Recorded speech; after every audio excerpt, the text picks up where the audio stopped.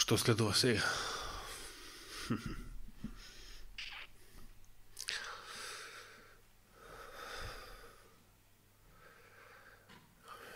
Дали е интересна оваа тема, што мислите? За амалгамацијата, за генетскиот инженеринг, за хибридизацијата, за трансхуманизмот, поврзани или комбинирани со библиските пророштва и библиските стихови на таа тема, и има доста и вонбиблиски, и духот на пророштвото. Знаете, се додека е актуелна оваа тема, и додека можам, и имам информација и ке зборувам за тоа. Затоа што е актуелна и затоа што е опасна. А низината опасност не ја согледуваат, не ја сваќаат доволно голем број луѓе и голем број проповедници, теолози. Не ја сваќаат доволно опасно оваа тема.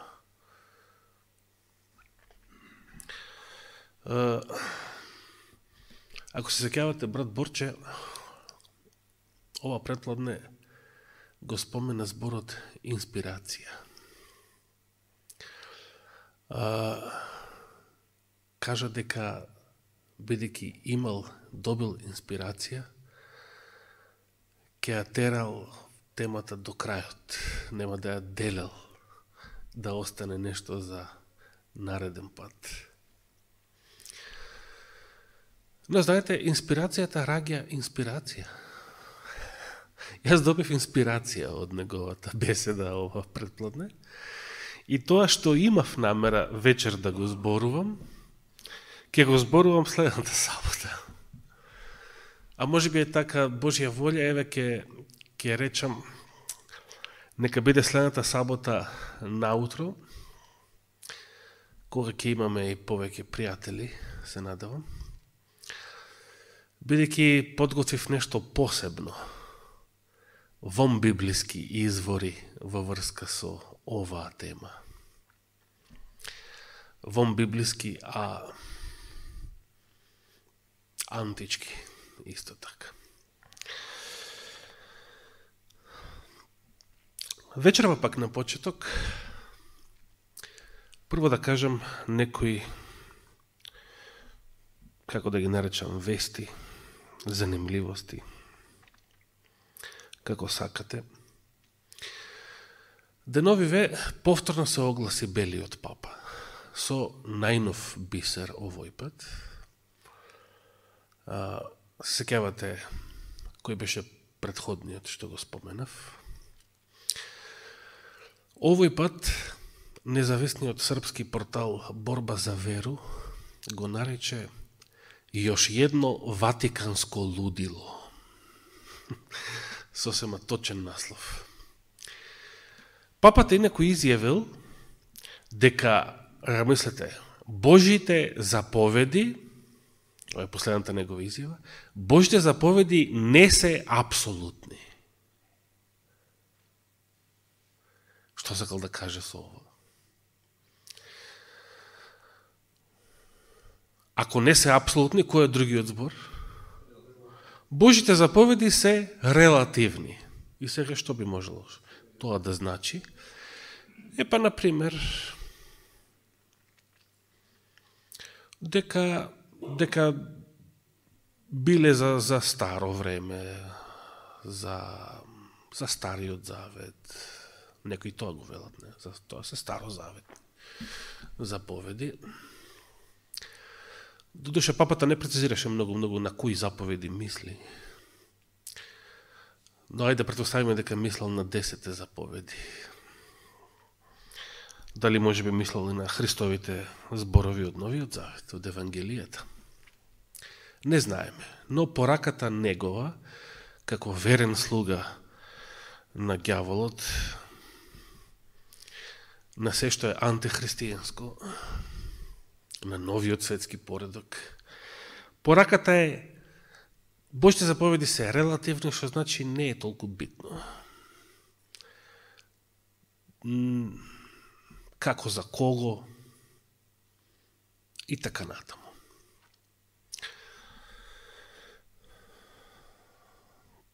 Тогаш кои се апсолутни заповеди? Постојат апсолутни заповеди?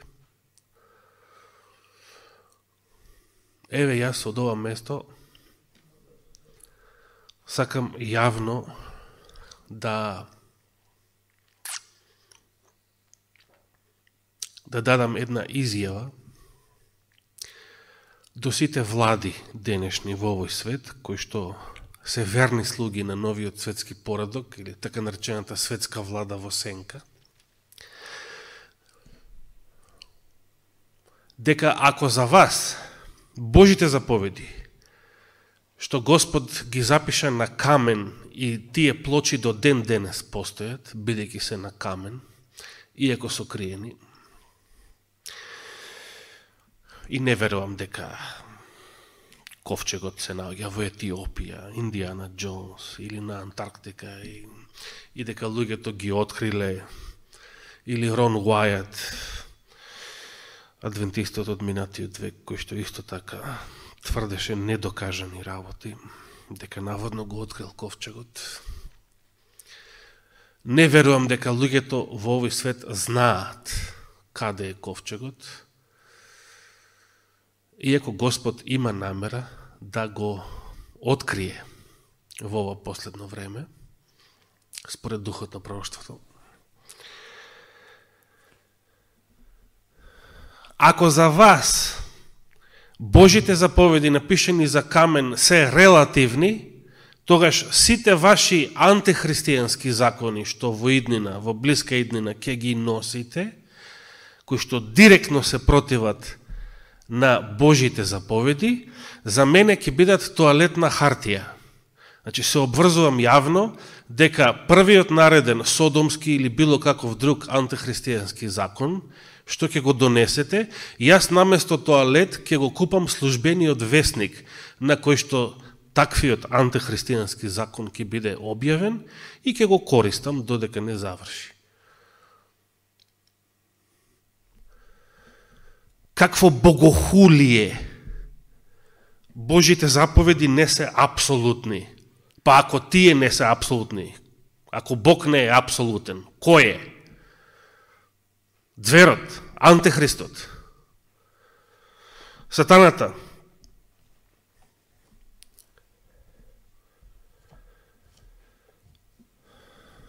Една друга многу интересна вест оваа седмица.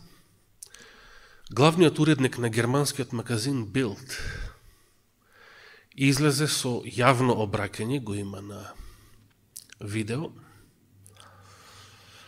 во кој што се извинува, а Bild е познат германски медиум, се извинува до јавноста што неговиот медиум ширел панична пропаганда во врска со COVID-19 во текот на овие, речиси, 2 години. И, колку што успеав да изгледам, беше на германски, немаше ни време ни да го преведувам, ниту да барам. Мислам дека некаде постоеше, некој направил хрватски превод, но не можев да го најдам тоа. Истовремено во тоа своје извинување тврдеше дека германската влада, конкретно, бидејќи збори за својата земја, и канцеларката Меркел намерно криеа некои информации од јавноста во текот на целата таа кампања. Јас сум му благодарен на Бога што дури и кај нас имаше некои доктори кои што гледам во Грција многу се множат сите протести против владата, таму се очекува да падне владата, содомската влада на Мицотакис. Јас се надевам дека ова што се освестуваат се повеќе и повеќе некои лица ќе доведе до пад на оваа пандемија, дека владите веќе ќе почнат да размислуваат како барем во очите на поглупавиот дел од популацијата, како да се извлечат и да прогласат некој крај, како што ми каже Олгица денес, како нагло да паднат бројките на новозаболени и новозаразени, со кои што и досега така манипулира за политички потреби. Јас се надевам и да продолжиме да се молиме, така и да биде. Наша должност е да се бориме против диктатурата на Антихристот, да не седиме пасивно и да гледаме што се случува, бидејќи во големите конфликти, особено кои што го засегаат Божиот закон, не постои неутралност и не може да се биде неутрален. Во борбата помеѓу Христа и сатаната, во борбата помеѓу доброто и злото, не постојат гледачи на оваа планета. Постојат гледачи во други светови. Публиката не е на оваа планета. Тука сме сите учесници. Тука сме сите актери.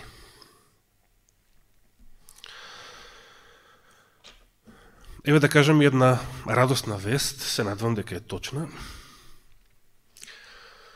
Во државата Алабама во Америка, еден адвентистички доктор тврди дека прележал Делта, така наречената Делта. И тврди дека успеал да се излечи, користејќи некои методи кои што одамна им се познати на адвентистите, активен јаглен и сите останати, како што ги нарече, Божји средства за лекување на болести. И сега не е тоа веста, туку дека откако се тој оздравел, почнал да ги лечи сите други пациенти од COVID или Делта, или не знам како поинаку нарекуваат актуелни заболувања, со истите методи. И сега, не знам дали е точно, тврди дека 3000 души успеал така, со таков третман, да ги оздрави. Верувам дека е точно, па слава на Бога. Но знаете, гјаволите тоа ќе го прогласат за нелегално, за тоа не се начини во согласност со официјалните лекарски процедури, протоколи и начини на третирање на болните и така натаму и така натаму. Тоа е веќе одамна познато.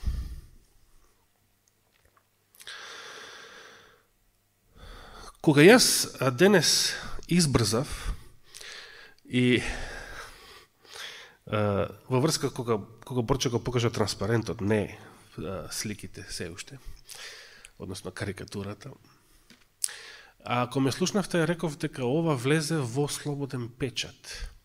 Но јас не знаев за тоа издание од минатата сабота, 21 август, и не мислев на тоа, не мислев на карикатурата, не мислев на изданието од минатата сабота. Мислев на издание на интернет, издание од истиот ден на првиот протест, 15 август, вечерта, и еве се уште, може да го видиме, се уште постои. Да, еве гледате тука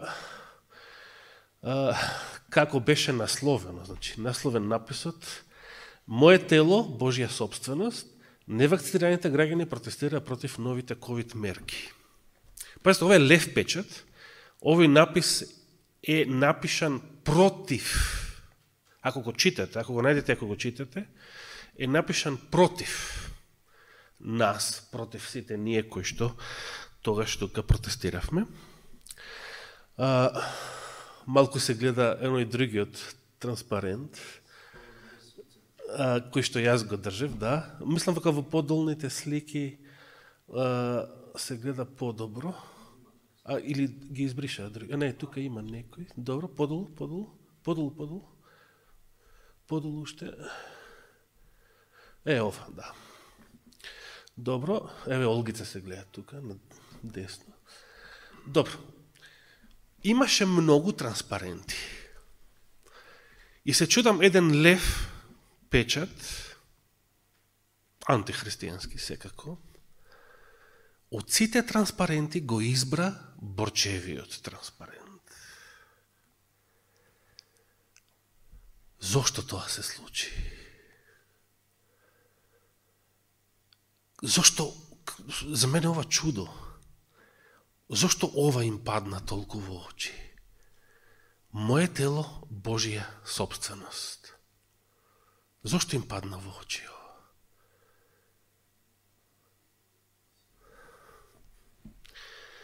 Јас верувам дека се случи во контекст на беседата од ова предпладне. Јас верувам дека се случи нешто, се случи чудо, значи пред 2 недели. Исто така и изданието 21. Може да видиме карикатурата сега, уште еднаш. А и за некој прв пат. Јас прв пат ова го видов денес. Ја не го видов изданието од минатата сабота на Весникот. И искрено ви сведочам дека кога го видов, јас ова не го доживеав како нешто навредливо. Го доживеав како вистина. Како да сведочи, некој ја сведочи вистината. Иако тука не е опфатена целата вистина, се разбира. Што сакам да кажам? Андреј, ако се сеќавате, прокоментира, и ја дури кога Андреј го слушнав, сватив зошто некој ова го доживеа навредливо. Мене до тој момент воопшто не ни помислов, не ми доаѓаше на ум такво нешто. Значи, како што рече Борче во беседата, сакајки да се исмеат, што направија?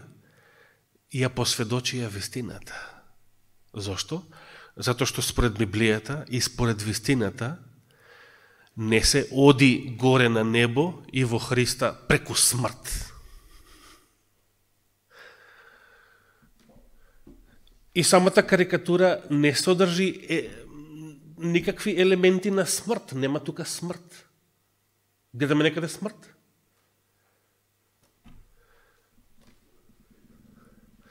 Значи, луѓето кога умираат, душите нивни не се качуваат по некакви јажиња.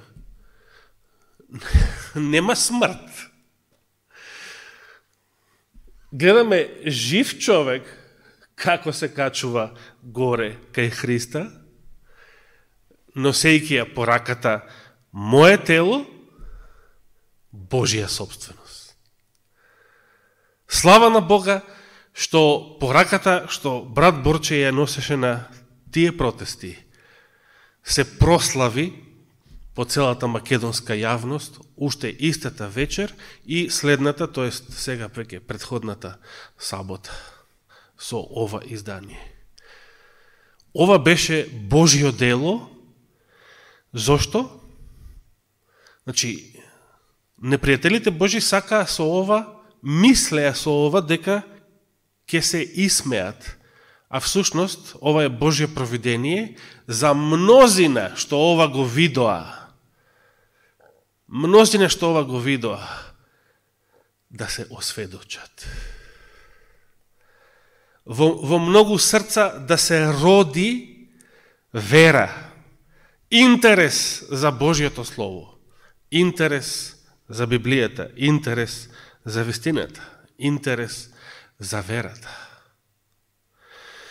И сето тоа ме подсети на нешто што не одамна го зборував, ако се сеќавате на почетокот на летово, во беседата под наслов Царот на евреите. Борче спомена предкладнево дека и самиот надпис што бил ставен над главата на Исус, висејќи на крстот, требало да изгледа како исмевање, како мајтап.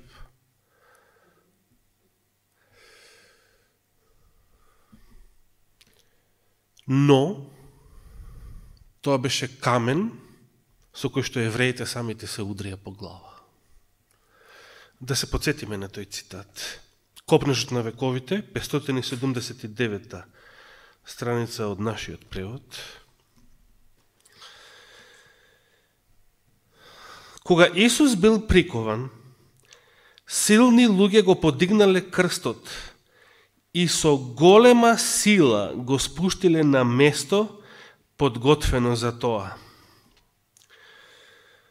Тоа предизвикало најсилна болка за Божиот син.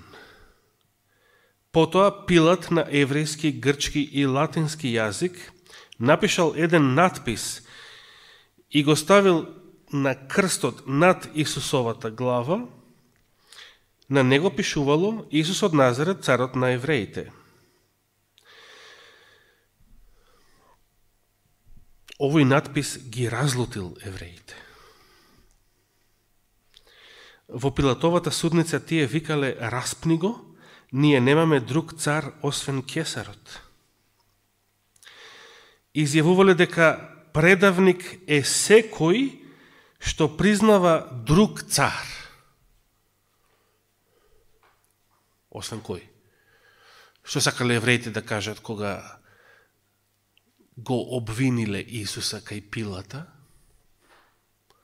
Значи, ако Исус тврди за себе дека е цар, тогаш автоматски тоа значи непријателство или велепредавство кон врховната, суверената власт на Цезарот.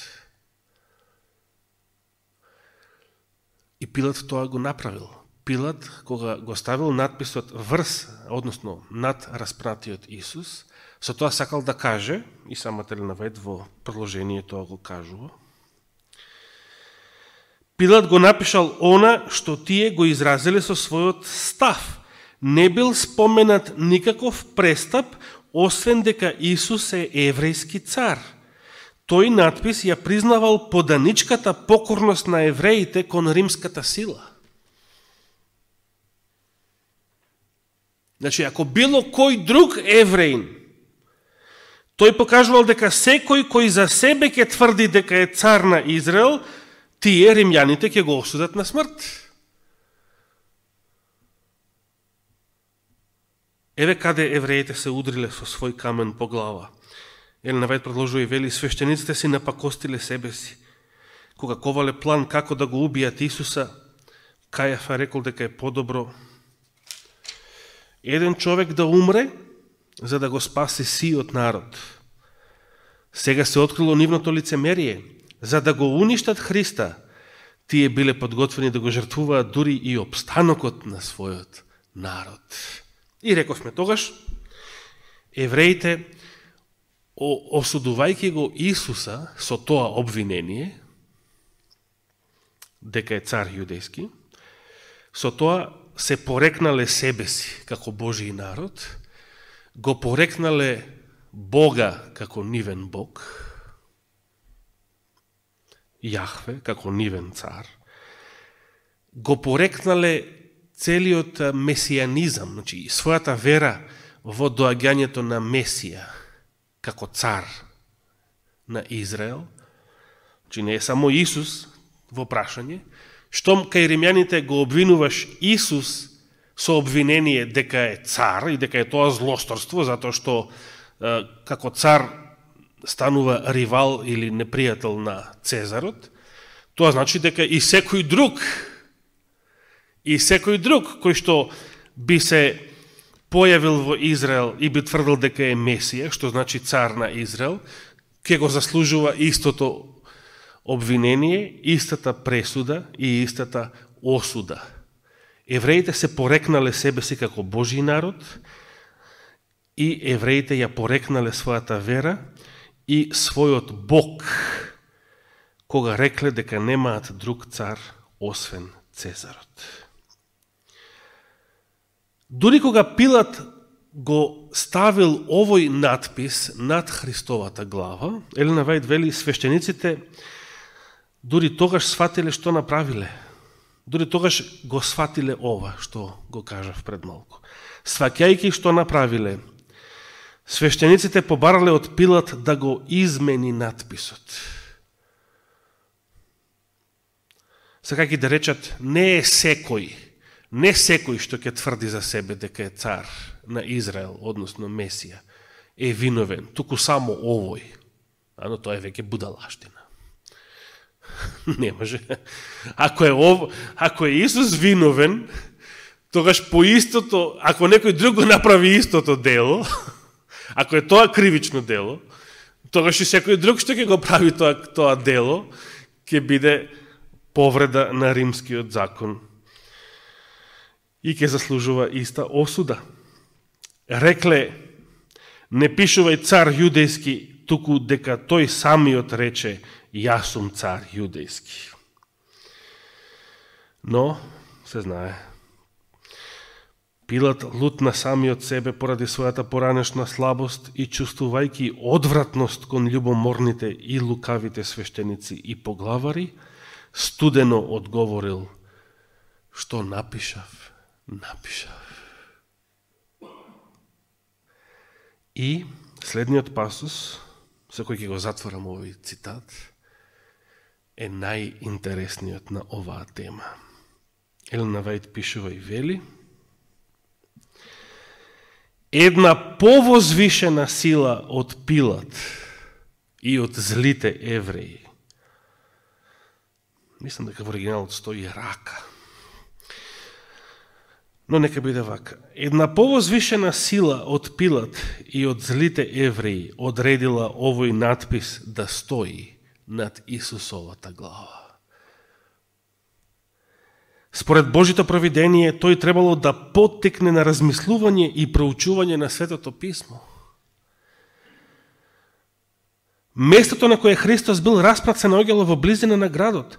Тогаш во Ерусалим, заради Пасха, престојувале илјадници луѓе од разни земји, па така надписот со кој Исус од Назарет бил прогласен за Месија, ќе го привлече нивното внимание.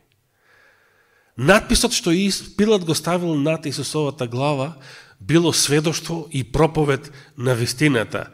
И овие наслови, како и предходниот, во лев печат, се сведоштво на вистината за мнозина кои што ќе ги видат или веќе ги виделе, да бидат поттикнати да размислуваат за верата, за вистината, за нешто побитно и да сватат дека и во оваа криза, и во овие владини мерки, постои некој побитен аспект од тоа дали се загрозени само граѓански, политички права, слободи.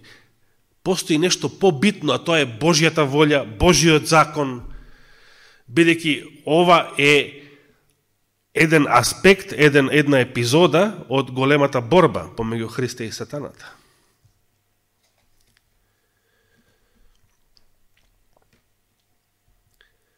Да го завршам само цитатот. Тоа била жива вистина, напишана од раката која ја водел Бог. Бог ја водел раката и на оваа новинарка, и на некои други од левиот печат. Тие самите не сваќаат што прават. Тие сакале да се исмеат на вистината, бидејќи се левоумни.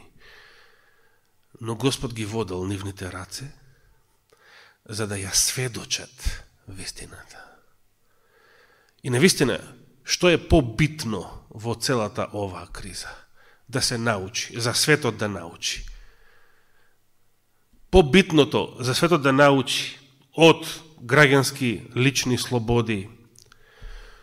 Значи, не е дури ни пораката мое тело, мој избор.